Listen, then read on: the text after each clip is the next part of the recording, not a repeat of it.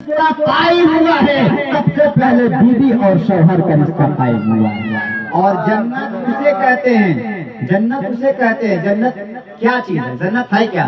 جنت وہ چیز ہے کہ جنت میں رہنے والوں کو ہر چیز کا سکون ملتا ہے، جنت میں رہنے والوں کو ہر چیز کا سکون ملتا ہے۔ آپ جو چیز چاہیں، اگر آپ کی خواہش ہو کہ یہ چیز مل جاتا کھانے کے لیے، آپ خواہش کریں، صرف سوچیں، جسے فیلنگز کہتے ہیں، آپ کے دل میں صرف فیلنگ آئے، صرف خیال آئے، اور خیال آنے کے بعد جنت میں وہ چیز پہنچ جائے گی، حاضر ہو جائے گا۔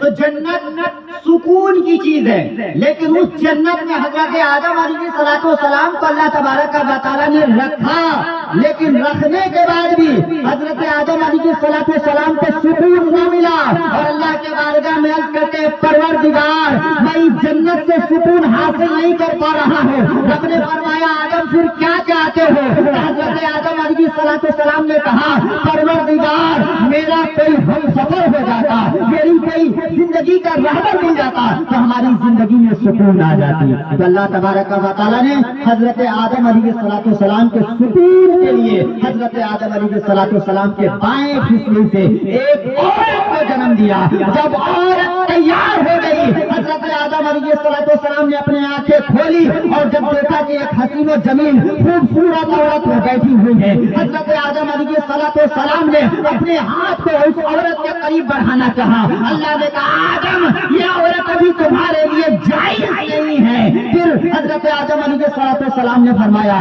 پروردگار یہ عورت تو میرے لیے ہی بنائی گئی ہے، میرے لیے جائز کیوں نہیں ہے؟ تب رب نے فرمایا آدم پہلے تجھ سے اسے نکاح کرنا پڑے گا، پہلے اسے نکاح کرنا پڑے گا۔ اور حضرت آدم علیہ السلام کا نکاح ہوا، کہاں ہوا؟ اگر کوئی آپ سے سوال کرے حضرت آدم کا نکاح کہاں ہوا، تو دنیا میں نہیں بلکہ حضرت آدم کا نکاح جنت میں ہوا۔ تو نکاح دنیا کی بنائی ہوئی قانون نہیں بلکہ نکاح جنت کی بنائی ہوئی قانون ہے، اور اس نکاح کو بنانے والا دنیا والا نہیں بلکہ دنیا بنانے والا خدا ہے، دنیا بنانے والا خدا ہے۔ اس قانون کو نافذ کرنے والا دنیا کا کوئی سردار نہیں ہے بلکہ سرداروں کا سردار میرا رب ہے، پروردگار ہے۔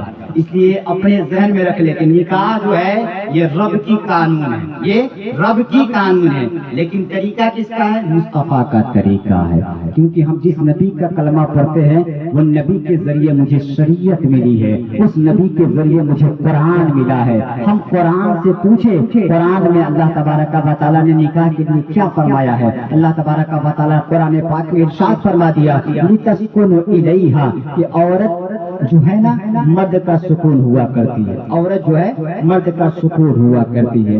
وہ گھر بڑا خوشحال گھر ہوتا ہے جس گھر میں عورت دیندار ہوا کرتی ہے، دیندار ہوا کرتی ہے۔ سب گھروں کی عورت دیندار نہیں ہوا کرتی ہے، آپ جائزہ لیے ہوں گے، بعض گھروں کا حال یہ ہے کہ عورت کی وجہ سے کئی معاملے بگڑ جاتے ہیں، لیکن جس گھر میں اگر دیندار عورت آ جائے، دیندار عورت آ جائے، اس کی نسلیں سنورتی رہتی ہے، اس کی نسلیں سنورتی رہتی ہے، دینداری ہی دینداری آتی ہے۔ تو کبھی بھی میرے آقا صلی اللہ تعالیٰ علیہ وسلم نے فرمایا جب نکاح کرنے کا خیال آ جائے، تمہارا بچہ بالغ ہو جائے یا تمہاری بچی بالغ ہو جائے، اب جب تمہارا خیال آ جائے جب ہم اپنے بیٹے کی شادی کریں گے، ہم اپنی بیٹی کی شادی کریں گے، تو دیندار گھرانے کی لڑکی اٹھانے کی تلاش کرو۔ آج کیا حال ہے ہمارا؟ آج اگر ہمارے گھر میں اگر لڑکی کی تلاش ہوتی ہے، اگر ہم چلے جاتے ہیں لڑکی دیکھنے کے لیے، اگر مکان اچھا دیکھ لیتے ہیں، فیصلہ کر لیتے ہیں اسی گھر میں شادی کریں گے، کاہے تو سسرال والا بڑا مالدار ہے، سسرال والا مالدار ہے تو دہیز اچھا دے دے گا، نعوذ باللہ من ذالک۔ ہمیں شرم آنی چاہیے، ہمیں شرم آنی چاہیے۔ کیا ضرورت ہے یار؟ ہمیں دوسروں کی دولت سے ہماری زندگی سنور سکتی ہے؟ آپ کے پاس پیسے ہیں، آپ کے پیسے سے مجھے کیا فائدہ ہونے والا ہے؟ آپ کے پیسے سے مجھے کیا فائدہ ہونے والا ہے؟ یا آپ کے پیسے سے آپ کو بھی کیا فائدہ ہونے والا؟ کچھ فائدہ نہیں ہونے والا۔ جب تک آپ زندہ ہے نا، جب تک آپ کی سانسیں چل رہی ہے نا، آپ کا پیسہ آپ کا ساتھ دے رہا ہے، لیکن یہی پیسہ جب آپ کی انتقال ہو جائے گی نا، تو یہی پیسہ نہ آپ کی جان کو بچا سکتا ہے، نہ آپ کی پراپرٹی کو بچا سکتا ہے، نہ آپ کی شہرت کو بچا سکتا ہے، نہ آپ کی عزت کو بچا سکتا ہے۔ پیسہ اللہ تبارک و تعالیٰ نے دیا ہے، آپ اس کا شکر ادا کریں اور اس پیسے کی قدر کیا کریں، اس پیسے کی حفاظت کیا کریں، ورنہ رب جو دینا جانتا ہے وہ رب چھیننا بھی جانتا ہے۔ پھر اور اللہ تبارک و تعالیٰ ताला ने इतनी दौलत दे दिया था, इतनी दौलत दे दिया था कि कुरान में फिरौन ने ऐलान किया था, अना रब्बुकुम आला, तुम मुझे खुदा कहो। रब ने जब देखा कि मैंने फिरौन को मालदार बना दिया, अब खुद को खुदा समझने लगा है, रब को ज्यादा पसंद नहीं आई। अल्लाह तबारक व तआला ने फौरन फिरौन को दरियाए नील में गर्क कर दिया, फिरौन की दौलत को बर्बाद कर दिया। इसलिए आपको अल्लाह ताला का दौलत देना तो दौलत की कदर किया करे और अल्लाह का शुक्र अदा किया करे और बारहा अल्लाह की बारगाह में अर्ज करे, परवरदिगार अगर तू दौलत दिया है तो इस दौलत को हलाल काम में लगाने की जरूरत है मुझे। परवरदिगार तू इस दौलत को हलाल कामों के लिए कबूल फरमा ले, हराम कामों से मुझे बचा ले, हराम कामों से मुझे बचा ले। तो मैं ये कर रहा था, जब शादी की बात आती है हम रिश्ता देखने के लिए जाते हैं, तो आज नतीजा क्या है? अगर लड़की वाला लड़का देखने के लिए गया, लड़का वाला का घर अच्छा मिल गया, खूबसूरत मकान मिल गया, लड़की वाला फैसला कर लेता है इसी घर में अपने बेटी की शादी करेंगे। क्या बात है भाई, क्यों शादी करेंगे? तो बड़ा अच्छा मकान है, बड़ा आलीशान मकान है। अगर दस्तरखान की बात आ जाए, जब खाने के लिए दस्तरखान बिछा दिया जाए, अच्छा खाना खिला दिया जाए, तो फिर तो लड़की वाला और लड्डू हो जाता है फूल के, कहता इसी घर में अपने बेटी की शादी करें। क्या बात है, बड़ा अच्छा खाना खिलाए, बड़ा अच्छा खाना खिलाए। अब उसके बैंक बैलेंस के बारे में, उसके प्रॉपर्टी के बारे में जानकारी लेता है, बगल वाले लोगों से पूछता है क्या बात है, इसके जमीन वगैरह है, इसके पैसे वगैरह हैं, इसके दुकान वगैरह हैं, सब बैकग्राउंड मालूम करने के बाद फैसला कर लेता है। लड़का देखने के लिए गया है लेकिन मकान देखकर फैसला कर लिया, पैसे देखकर फैसला कर लिया, प्रॉपर्टी देखकर फैसला कर लिया, जमीन देखकर फैसला कर लिया। लड़का को भी देखा ही नहीं, लड़का विदेश में, लड़का विदेश में, फैसला कर लिया इसी घर में शादी करेंगे। दिन मुतय्यन हो गई, दिन को फिक्स कर दिया गया, वक्त आया, शादी हो गई। शादी होने के बाद जो मालदार हैं जिनके पास पैसे हुए तो आसानी के साथ अपनी बेटी की शादी कर देंगे, लेकिन कुछ घर ऐसे हैं जिस घर की लड़कियां पढ़ी लिखी है, खूबसूरत है, लेकिन रिश्ता अब तक नहीं हुआ है, निकाह अब तक नहीं हुआ है। पूछिए ना उस बाप से, उस बाप के दिल पे क्या गुजरता होगा जिसकी बेटी पढ़ी लिखी हो, जिसकी बेटी खूबसूरत हो, जिसकी बेटी दीनदार हो, लेकिन निकाह इसलिए ना हो पाता हो कि बाप के पास देने के लिए बुलेट की रकम ना हो, बाप के पास देने के लिए चैन नहीं है, बाप के लिए देने के लिए गाड़ी का पैसा नहीं है। अब जरा उस बाप से पूछा जाए क्या बात है, आपकी बच्ची की उम्र 30 साल हो गए लेकिन आपने अपनी बच्ची का निकाह नहीं किया, क्या बात है? क्या आपकी बेटी लंगड़ी है जो आपकी बेटी का निकाह ना हो पाया? क्या आपकी बेटी लूढ़ी है जिसकी वजह से आपकी बेटी का निकाह नहीं हो पाया? क्या आपकी बेटी खूबसूरत नहीं है जिसकी वजह से आपकी बेटी का निकाह नहीं हो रहा है? वो गरीब बाप कहता है नहीं नहीं मेरी बेटी खूबसूरत है, नहीं नहीं मेरी बेटी पढ़ी लिखी भी है, नहीं नहीं मेरी बेटी दीनदार भी है, लेकिन रिश्ता सिर्फ इसलिए नहीं हो रहा है कि हमारे ससुराल, इस लड़की के ससुराल वालों ने दहेज की मांग मांगी है। अब दहेज की रकम देने के लिए हमारे पास पैसे नहीं है, इसलिए हमारी बेटी कुंवारी मर रही है। अफसोस आनी चाहिए आज के मुसलमानों को। आज हम अपने बेटे को कुंवारे रखते हैं, इसलिए कुंवारे रखते हैं कि दहेज मिलेगा तो शादी करेंगे। यकीन मानो हश्र के मैदान में अल्लाह तबारक व तआला आपसे पूछेगा कि मैंने आपको औलाद इसलिए दिया था कि आप अपने बच्चों को बेचें। ये दहेज लेना, ये खरीदो फरोख्त करना है, ये खरीदो फरोख्त करना है, ये खरीदो फरोख्त यानी खरीदना और बेचना है। इसलिए आप इससे बचने की कोशिश करें। आप जिस नबी का कलमा पढ़ते हैं वो नबी हमारे लिए दीन पेश किए हैं, और नबी का दीन क्या है, निकाह का तरीका बताया। मेरे आका सल्लल्लाहु ताला अलैहि वसल्लम फरमाते हैं कि सबसे अच्छा निकाह वो निकाह होता है जिसमें जितना कम खर्च किया जाए वो निकाह उतना ही अफजल होता है, वो निकाह उतना ही अफजल होता है। लेकिन हमारा क्या मिजाज बना हुआ है, हमारे घर में शादी होगा, ऑर्केस्ट्रा होगा तब हमारा नाम होगा। अब इस शर्म आनी चाहिए। मुसलमानों के घर में शादी ऑर्केस्ट्रा शर्म की बात है, शर्म की बात है। इससे बचने की कोशिश करें। बारह लोग कहते हैं कि तो मौलवी साहब का काम है बोलना, बोल के चले जाना, मिलाद खत्म हो जाएगा, हम अपना ड्रामा करें। क्या फायदा तुम्हारा ड्रामा से? तुम्हारे ड्रामा से क्या फायदा होने वाला? बाद नौजवान तो ऐसे होते हैं कहते चाचा घबराला के दरकार नहीं, ऑर्केस्ट्रा वाला ना आई लखा, ऑर्केस्ट्रा वाला नाच कर लो, कोनो बात नहीं के नाच के हमनी के तार इज्जत बचा ले, नाच के तार इज्जत बचा ले। अबे तरह नाचला से इज्जत बची कि हमारी इज्जत डूबी? इज्जत बची कि डूबी? नाच से इज्जत बचता है या डूबता है? तुम्हारा ख्याल गलत है। तुम मुसलमान नहीं हो। मुसलमान का फितरत ये नहीं कि मुसलमान नजरिया हो, मुसलमान की फितरत ये है कि मुसलमान मस्जिद का नमाजी हो। सुभान अल्लाह, सुभान अल्लाह। नाचने वाला मुसलमान होता है, हरगिज़ नहीं होता है, हरगिज़ नहीं होता है। अब आप कहिएगा कि हमारा बाप दादा क्या मुसलमान नहीं थे? मुसलमान थे। मैं उस वक्त तक मानूंगा जब तक दीनदार थे तब तक मुसलमान थे। दीनदार नहीं है, मुसलमान होने का कोई हक नहीं, मुसलमान होने का कोई हक नहीं। अपनी जुबान से कह लेना कि मुसलमान है, मुसलमान है। डॉक्टर इकबाल को पढ़ो, डॉक्टर इकबाल फरमाते हैं अगर जुबानें पढ़ भी ले ला इलाहा इल्लल्लाह तो क्या हासिल, अगर जुबानें पढ़ भी ले ला इलाहा इल्लल्लाह तो क्या हासिल, दिल और निगाह मुसलमान नहीं तो कुछ भी नहीं, दिल और निगाह मुसलमान नहीं तो कुछ भी नहीं। सिर्फ कलमा पढ़ लेने से अगर मुसलमान कोई हो जाता तो आज मुसलमानों के बच्चों से ज्यादा काफिरों को बच्चों को कलमा याद है। तो क्या वो कलमा पढ़ दूंगा आप उसे मुसलमान कहिएगा?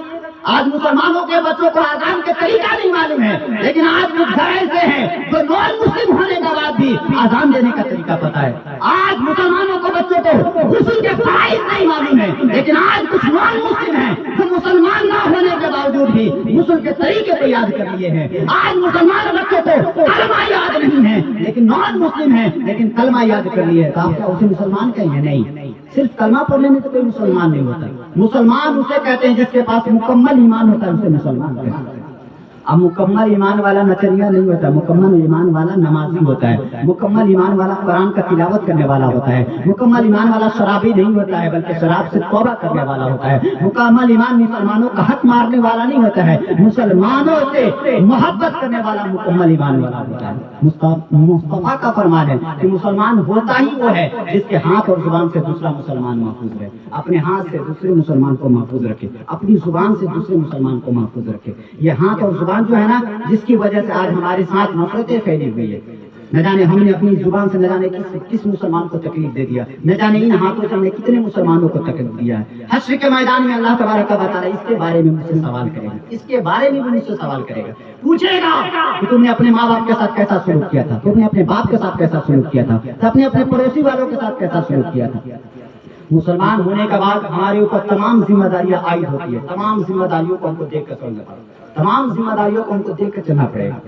तो मैं ये कर रहा था कि कभी भी रिश्ता देखने के लिए जाए तो अच्छा मकान देखकर फैसला न करें, बैंक बैलेंस देखकर फैसला न करें। गरीब घराने में चले गए, रहने के लिए लड़का के पास टूटी हुई झोपड़ी है, खाने के लिए सूखी रोटी खाता हो, लेकिन अगर लड़का दीनदार हो आप अपनी बेटी की शादी कर दें, आप अपनी बेटी की शादी कर दें। अब आप कहेंगे मौलाना साहब ये कैसे हो जाएगा? अपने आंख से देखेंगे कि लड़का के पास खाने के लिए कुछ नहीं है, क्यों शादी कर देंगे? हमारी बेटी की जिंदगी दूभर हो जाएगी। तो मैं कहना ये चाहता हूँ कि अच्छा खाने से तुम्हारी बेटी को सुकून नहीं मिल सकता है, अच्छे मकान में रहने से तुम्हारे बेटी को सुकून नहीं मिल सकता है। अगर तुम्हारा ये ख्याल होगा, तुम्हारा ये ख्याल अगर तुम्हारा ये ख्याल होगा कि अच्छे मकान में हमारी बेटी को खुशहाली मिल जाएगी, तो मैं आज ये करना चाहता हूँ, आपने अपनी आंखों से देखा होगा कुछ औरतें ऐसी हैं जिसका शौहर जवानी में इंतकाल कर जाता है। जब शौहर जवानी में इंतकाल कर जाता है ना, तो औरत अपने शौहर के जनाजे के सामने,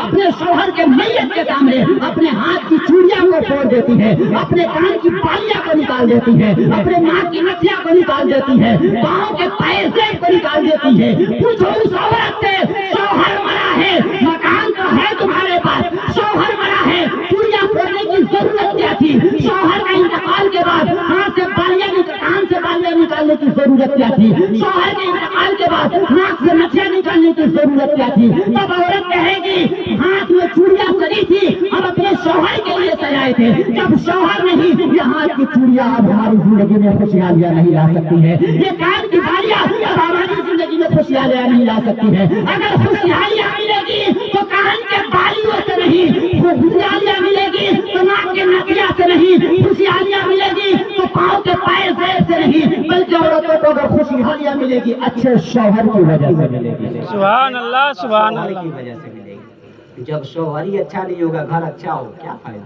घर अच्छा हो क्या फायदा? घर अच्छा हो, लड़का शराबी हो, पी कर आया अपनी बीवी को मारे, औरत की जिंदगी खूबसूरती के साथ गुजरेगी। ऐसे घर है जो बाप घर देखकर फैसला करके आता, लड़का नहीं देखता है, दूसरे दिन जो शादी का दिन मुतय्यन होता है, शादी हो जाती है, लड़की उस जब ससुराल जाती है, ससुराल जाने के बाद दूसरे दिन बाप इंतजार करता है कि 2 लाख रुपया दहेज दिए हैं, 5 लाख रुपया कर्जा करके बाराती का स्वागत किया, बाराती को खिलाए हैं, चिकन के जगह मटन खिलाए हैं, हमारी बेटी खुश हो। लेकिन 2 दिन के बाद जब फोन आता, बेटी कहती है कि अब तू कहाँ हमको फंसा दी, कहाँ फंसा दी? बाप कहता है क्या बात है बेटी? बेटी कहती है अब्बू जान शौहर शराबी है, पीकर लेकर अपनी बेटी की शादी किया हूँ। जो बाप सूद पे पैसा लेकर अपनी बेटी की शादी किया हूँ, बाप इस उम्मीद से ना शादी किया था अपनी बेटी की कि हमारी बेटी बालिग हो गई है, हमारी बेटी जमा हो गई है, अब इसकी जिंदगी के खुशहाली के लिए, इसकी जिंदगी के सुकून के लिए इसका निकाह कर देंगे तो हमारी बेटी की जिंदगी में खुशहाली आ जाएगी। लेकिन खुशहाली आने के बजाय मातम आ गया है बेटी की जिंदगी में। अब वो बेटी फोन कर रही है, अब्बू जान कहाँ फंसा दिए, कहाँ फंसा दिए। उस बाप से पूछिए, वो बाप खून के आंसू रोता होगा। जो बाप को ये उम्मीद होगी कि मेरी बेटी अब खुश होगी, लेकिन फोन आता होगा कि अब्बू जान आप कहाँ फंसा दिए, ये लड़का शराबी है, शराब पी कर आता है, मुझे तकलीफ देता है, मुझे मारता है, सास ससुर सब मुझे ताना देते हैं, सास ससुर सब मुझे देख नहीं सकते। कितना बुरा गुजरता होगा उस बाप के दिल पे।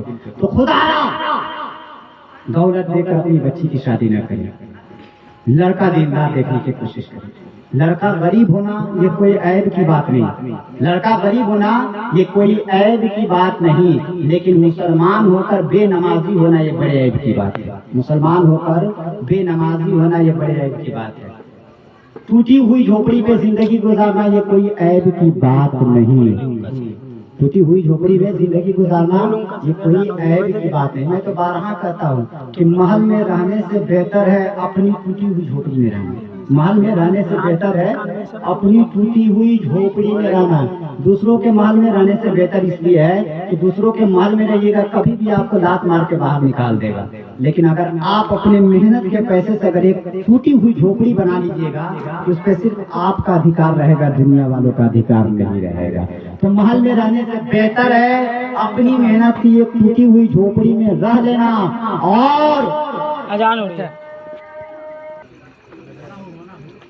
सल्लल्लाहु व शफीअना हबीबना नबीना मौलाना मुहम्मद बारिक वसल्लम सल्लल्लाहु अलैहि सलातन व सलामन अलैका या रसूलुल्लाह सल्लल्लाहु तआला अलैहि वसल्लम। ये क्या तमाशा है, तुम्हारी शादी तो सबसे पीछे का है, आगे आओ। ये नया फॉर्मूला है, हर जगह के ये नियम है। जिसके घर में मिलाद रहता है उसके घर में कोई आदमी नहीं रहता। वो ये सोचता है कि मेरा काम है मिलाद सजा देना, बाकी दूसरे गाँव वाला का काम है सुनना। पहले खुद जिम्मेदारी है कि जिस महफिल को हम सजा रहे हैं सबसे पहले उस महफिल को हम खुद आबाद करें, हम खुद आबाद करें। अगर कोई नहीं आएगा कोई बात नहीं है, हम अपने दरवाजे पर सजाएं, हम खुद अकेला पढ़ेंगे अकेला सुनेंगे, अकेला पढ़ेंगे अकेला सुनेगा। मिलाद के लिए शर्त नहीं है कि 1000 आदमी होगा तभी मिलाद होगा। मिलाद आप घर के अपने बिस्तर पे भी मिलाद कर सकते हैं। नबी का जिक्र को मिलाद कहते हैं, नबी के जिक्र को मिलाद करते हैं। आप नात पढ़ रहे हैं मिलाद है, मिलाद है, नात पढ़ रहे हैं मिलाद है। तो आप कभी भी किसी महफिल को, आप अपनी महफिल को करें तो आप खुद आबाद करें। बाबू आ जाओ। शरे शाम से मैंने तकरीर की और मैंने बताया कि निकाह मेरे आका सल्लल्लाहु ताला अलैहि वसल्लम की सुन्नत है और निकाह आसानी के साथ किया जाए। निकाह में फजूल खर्च न किया जाए। निकाह ऑर्केस्ट्रा कराने से नहीं होता है, निकाह 200 बाराती ले जाने से नहीं होता है। निकाह मुस्तफा के सुन्नत के मुताबिक खुतबा पढ़ देना और इजाबो कबूल करवा देना निकाह हो जाता है। निकाह बड़ा आसान है, इसको हम लोग लंबा समझे हुए, इसको हम लोग महंगा किए हुए हैं। वरना हदीस पाक है मेरे आका सल्लल्लाहु ताला अलैहि वसल्लम फरमाते हैं कि निकाह को इतना आसान कर दो, इतना आसान कर दो कि ज़िना मुश्किल हो जाए। लेकिन आज दुनिया में निकाह इतना मुश्किल हो गया, इतना मुश्किल हो गया है कि ज़िना आसान हो गया है। आज लड़कियां भाग रही है गैर मुर्तद के साथ। आपने कभी ख्याल किया कि क्यों भाग रही है, क्यों भाग रही है? अभी कुछ साल पहले की बात है ना कि आयशा नाम की लड़की छलांग लगाती है समंदर के अंदर, छलांग लगाती है समंदर के अंदर। लेकिन छलांग लगाने से पहले 2 मिनट का वीडियो बनाती है जो बड़ा वायरल वीडियो जाता है, बड़ा ट्रेंडिंग वीडियो जाता है और बाज़ाब्ता क्लिप वायरल करके छलांग लगाती है और दुनिया वालों को ये पैगाम देती है कि दुनिया वालों सुनो, मैं मुसलमान हूँ। आयशा नाम की लड़की छलांग लगाने से पहले क्लिप में बोलती है कि मैं मुसलमान हूँ और मुझे मालूम है कि मजहब इस्लाम में खुदकुशी करना हराम है।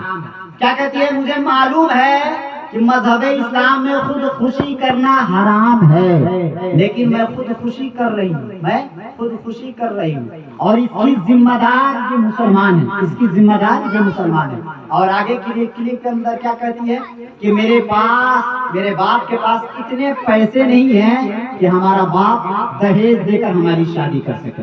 تو میں نہیں چاہتی ہوں کہ میں اپنی ایمان کا سودا کروں. میں اپنی ایمان کی حفاظت کے لیے میں مرنا پسند کر سکتی ہوں، لیکن غیر مسلم کے ساتھ نکاح کرنا پسند نہیں کر سکتی، غیر مسلم کے ساتھ بھاگنا پسند نہیں کر سکتی. جان دینا پسند کر لی عائشہ نام کی لڑکی، لیکن غیر کے ساتھ بھاگنا پسند نہیں. قربان ہو اس کی قربت پہ، قربان ہو اس کی قبر پہ کہ وہ لڑکی جان دینا پسند کر دی لیکن ایمان کا سودا نہیں کی، ایمان کی سودا نہیں کی. اس سے مجھے سبق ملنی چاہیے، اس سے مجھے سبق ملنی چاہیے. آج بیٹیوں کو چھلانگ لگانے پہ مجبور آج کا مسلمان کر رہا ہے، آج کا مسلمان کر رہا ہے. آج غیروں کے ساتھ بھاگنے کے مجبور آج کا مسلمان کر رہا ہے. اگر ہم نکاح کو آسان کر لیتے، بغیر دہیج کا نکاح کرتے، تو آج لڑکیاں عمر ہوتے ہوتے باپ غریب بھی ہوتا نا تو اپنی بیٹی کا نکاح کر دیتا، باپ غریب بھی ہوتا تو اپنی بیٹی کا نکاح کر دیتا. لیکن غریب باپ کے پاس پیسے نہیں ہے جس کی وجہ سے نکاح نہیں ہو پا رہی ہے. اور لڑکا والا کوئی بھی ہو، ہر لڑکا والا بچپن میں جس کو بچہ پیدا ہوتا ہے نا بڑا خوشحال ہوتا ہے. دیندار گھرانے سے جڑا ہوگا نا تو سب کو پورا گاؤں بھر میں ہوتا دے گا بیٹا ہوا ہے. جب شادی کریں گے نا 1 روپیہ دہیج نہیں لیں گے، 1 روپیہ دہیج نہیں لیں گے. اور وہی نوجوان جب انجینئر بن جاتا، بیٹا انجینئر ہے بلیٹ پہ کام کر جائے گا، 4 چکوا ملے گا تب نکاح ہوگا. ابے شرم آنی چاہیے. یہ دنیا کے ساتھ غداری نہیں کر رہے ہو، خدا کے ساتھ غداری کر رہے ہو. اپنی زبان جس وقت ارے یار کتنا خوش نصیب وہ گھر ہوتا ہے جس گھر میں اولاد ہوتے ہیں. آپ نے اپنے آنکھوں سے دیکھا کچھ گھر ایسے ہیں جو اولاد کے لیے محتاج ہیں. شادی ہو گئی ہے، 20 سال گزر گئے ہیں، نہ کوئی بیٹا ہو رہا نہ کوئی بیٹی ہو رہی ہے. پوچھیے نا اس باپ کے دل پہ کیا گزر رہا، کیا گزر رہا. باپ تو یہی چاہ رہا کہ اللہ تبارک و تعالیٰ کوئی ایک بیٹا دے دیتا ہے یا ایک بیٹی کا شکل میں دے دیتا ہے. اور 20 سال 25 سال گزرنے کے بعد اگر اس گھر میں اگر اللہ اولاد بھی دے رہا ہے نا، اگر لنگڑا اولاد دے دے رہا، بیٹا لنگڑا پیدا ہو جا رہا، پیرالائسس کا شکایت پیدا ہو جا رہا، پھر بھی باپ پرورش کر رہا ہے اس امید پہ کہ چلو کوئی چراغ کھوایا، کوئی چراغ کھوایا. بیٹی اندھی پیدا ہو جائے، بہری پیدا ہو جائے، گونگی پیدا ہو جائے، کوئی بات نہیں ہے.